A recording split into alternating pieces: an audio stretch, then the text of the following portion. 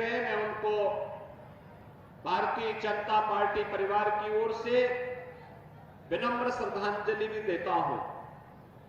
उनके पूज्य पिता श्री किशनलाल दिलेर जी के साथ एक लंबे समय तक संसद में मुझे कार्य करने का अवसर प्राप्त हुआ था। और यही नहीं, श्री राजवीर सिंह दिलेर एक बार मेरे साथ भी सांसद थे। आज वे हमारे बीच नहीं है, लेकिन उनकी आत्मा जहां कहीं भी होगी, वह हाथरस के विकास के लिए, आप सबके उत्साह और उमंग के लिए सदैव तत्पर रहे हैं। और मैं विश्वास के साथ कह सकता हूं कि हाथरस के विकास के लिए जो उनकी भावनाएं थी, उसके अनुरूप भारतीय जनता पार्टी यहां के विकास में कोई कोर कसर नहीं छोड़ेगी। इस बात का आश्वासन देने के लिए आज हम सब आपके बीच में यहां पर उपस्थित हुए हैं।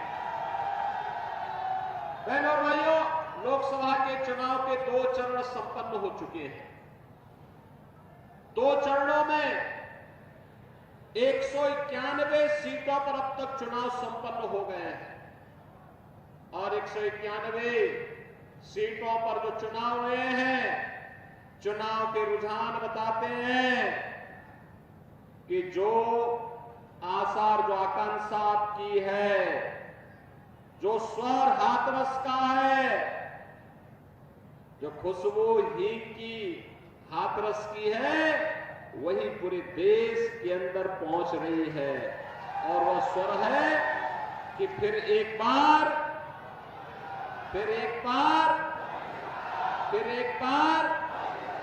मोदी सरकार का जो स्वर यहां से गूंज रहा है, वही देश के अंदर है। और पहले 2 चरणों में वही परिणाम में बदला है। बहनों और भाइयों, एक तरफ जनता उत्साहित है, उमंग में, लोगों के मन में भावना है कि हमें देश के अंदर मोदी जी को तीसरा कार्यकाल देना है, क्योंकि मोदी जी ने 10 वर्ष में देश के लिए जो कार्य किया है वो अभिनंदनीय है, अद्भुत है, दुनिया के लिए कौतूहल और आश्चर्य का विषय पैदा करता है। कितनी तेजी के साथ भारत में परिवर्तन मोदी जी ने कैसे ला दिया है। दुनिया के अंदर भारत का सम्मान बढ़ा है, सीमाएं सुरक्षित हुई है, आतंकवाद और नक्सलवाद समाप्त हुआ है, विकास के बड़े बड़े कार्य, highway, railway, metro, IIT, IIM, AIIMS, IIIT, NIT, world class university, 1 district 1 medical college, हर घर नल की योजनाएं जैसी काम कर रही हैं। और 1 डिस्ट्रिक्ट 1 प्रोडक्ट के माध्यम से स्थानीय उत्पाद को भी पहचान मिली है। बहनों और भाइयों, एक और ये सभी कार्य है, गरीब कल्याणकारी योजनाओं की कोई सानी नहीं। यानी इतनी योजनाएं थी, कांग्रेस को 65 वर्षों तक देश में शासन करने का अवसर प्राप्त हुआ। समाजवादी पार्टी को 4 बार और बहुजन समाजवादी पार्टी को 3 बार प्रदेश में शासन करने का अवसर प्राप्त हुआ।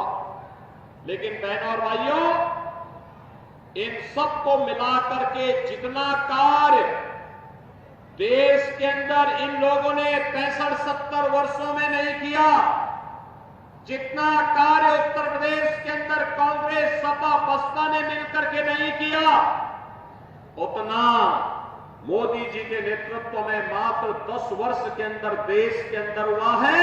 और 7 वर्ष के अंदर भारतीय जनता पार्टी की सरकार के अंदर उत्तर प्रदेश में हुआ है। आप सोचो, कांग्रेस के समय में और सपा बसपा के समय लोग भूखों मरते थे, गरीब भूखों मरता था। आज 80 करोड़ लोगों को फ्री में राशन की सुविधा का लाभ। उस समय लोग स्वास्थ्य की सुविधा के अभाव में मरते थे। आज 60 करोड़ लोगों को स्वास्थ्य बीमा का कवर दिया जा रहा है। पहले पैसा दिल्ली से चलता था और साथ साथ यहां पर वह पैसा कांग्रेस के दलाल या सपा और बसपा के दलाल हजम कर जाते थे। बहनों और भाइयों, आज जनधन अकाउंट खोल करके डीबीटी के माध्यम से पैसा गरीब के खाते में सीधे पहुंच रहा है। पहले आपने इस बात को देखा होगा कि पहले गरीब और किसान आत्महत्या करने के लिए मजबूर होता था। आज 12 करोड़ किसानों को किसान सम्मान निधि का लाभ मिल रहा है। 12 करोड़ गरीबों के घर में शौचालय बन गए हैं। 10 करोड़ गरीब परिवारों को रसोई गैस के फ्री के कनेक्शन मिल गए हैं। और उत्तर प्रदेश सरकार तो होली और दीपावली में फ्री में भरा हुआ सिलेंडर भी उपलब्ध करवाने का काम कर रही है। बहनों और भाइयों, ये जो कार्य हुए, 4 करोड़ गरीबों के मकान बन गए, 2.5 करोड़ घरों में बिजली पहुंच गई है। इस प्रकार की योजनाएं सपा, बसपा और कांग्रेस के लोग भी कर सकते थे, लेकिन उनके लिए गरीब एजेंडे का हिस्सा नहीं था, किसान एजेंडे का हिस्सा नहीं था, युवा उनके एजेंडे का हिस्सा नहीं था, महिलाएं उनके एजेंडे का हिस्सा नहीं था। ये केवल वोट बैंक की राजनीति करते थे, जाति विभाजन की राजनीति करते थे, समाज को आपस में बांटने का पाप करते थे। और यही कार्य जो कार्य इन लोगों ने उस समय किया था, आज उनका घोषणा पत्र फिर वही कह रहा है।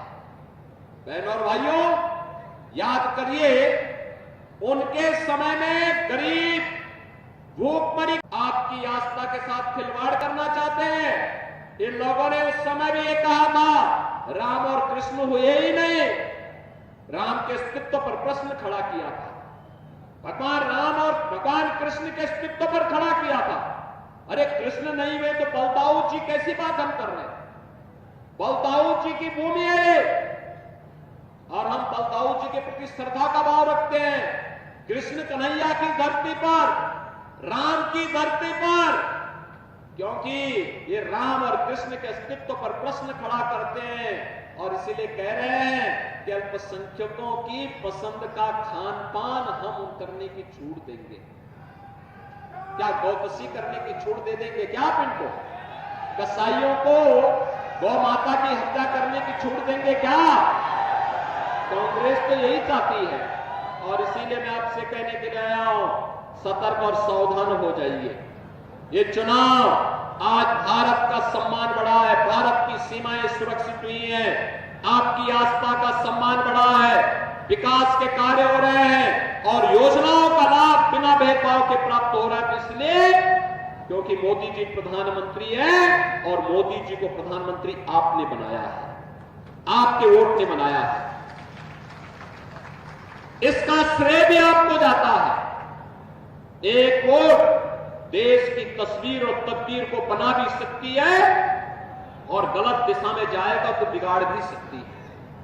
हमें देश को बनाना है, भारत को आत्मनिर्भर भारत बनाना है, विकसित भारत बनाना है, एक तेजस्वी भारत बनाना है, समर्थ और सशक्त भारत बनाना है।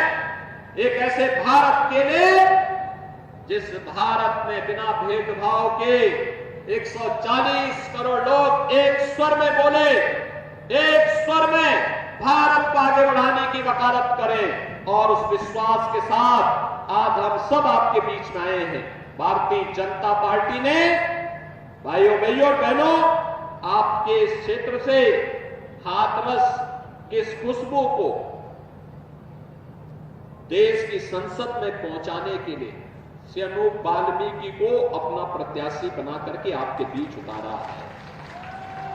बहनों और भाइयों, अनूप वाल्मीकि उत्तर प्रदेश सरकार में राजस्व राज्य मंत्री के रूप में काम कर चुके हैं और अच्छे ढंग से उन्होंने काम किया, बखूबी काम किया, जुझारू है। आपके हितों के लिए, यहां के विकास के लिए कार्य करेंगे। जो मेहनत यहां के हमारे सांसद और विधायक श्री वीरेंद्र राणा है, यहां के हमारे श्रीमती अंजुला माहौर है, हमारे अन्य विधायक पर जो काम कर रहे हैं, एमएलसी काम कर रहे हैं, उनके साथ मिलकर के अनूप प्रधान यहां की विकास की योजनाओं को गांव-गांव, घर-घर तक पहुंचाने के लिए प्रदेश में हमारे विधायकगण उस आवाज को पहुंचाएंगे, देश की संसद में उस आवाज को अनूप प्रधान पहुंचाएंगे। और इसी के लिए हम सब आपके बीच आए हैं। मेरी आप सबसे अपील है, तीसरे चरण में आपको मतदान करना है। लोग पहले से जानते हैं कि हाथरस में भारतीय जनता पार्टी रिकॉर्ड वोटों से जीतेगी। ये हर व्यक्ति बोल रहा है, लेकिन बहनों और भाइयों, अति आत्मविश्वास से बचते हुए हमें एक एक व्यक्ति को मतदान स्थल पर लेके जाना है। और ये तभी हो पाएगा जब आप में से हर व्यक्ति अनूप प्रधान बनेगा, मोदी जी का प्रतिनिधि बनेगा। सहमत हैं? सहमत हैं? कमल चुनाव चिन्ह पर वोट दिलाएंगे, अनूप प्रधान को भारी बहुमत से विजयी बनाएंगे, भारी बहुमत से बनाएंगे। सहमत है ना सभी लोग? तो इसीलिए मैं आप सबसे अपील करने के लिए आया हूं कि आप सभी लोग उन्हें भारी बहुमत से विजयी बना करके 7 मई को होने वाले चुनाव में कमल खिलाने का काम करेंगे। और कमल खिलेगा तो विकास अपने साथ साथ लेकर के चलेगा। इस विश्वास के साथ आप सब मेरे साथ बोलेंगे, भारत माता की, भारत माता की, भारत माता की जय श्री राम।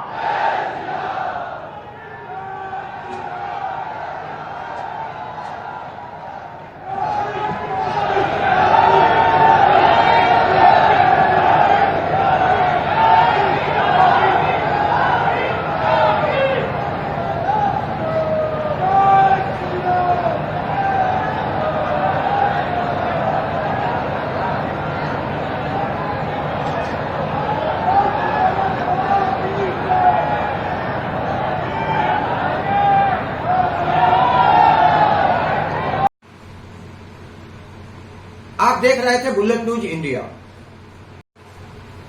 जल्द मुलाकात होगी अगली खबर में। आपने हमारे चैनल को सब्सक्राइब नहीं किया तो शीघ्र ही हमारे चैनल को सब्सक्राइब करें, लाइक करें और साथ में एक प्यारा सा कमेंट लिखें। हमारा यह चैनल आपको कैसा लगा, अपने कमेंट के माध्यम से मुझे यह भी बताएं और कोई अच्छी सुझाव हो तो ये भी अवश्य दें। तब तक के लिए नमस्कार।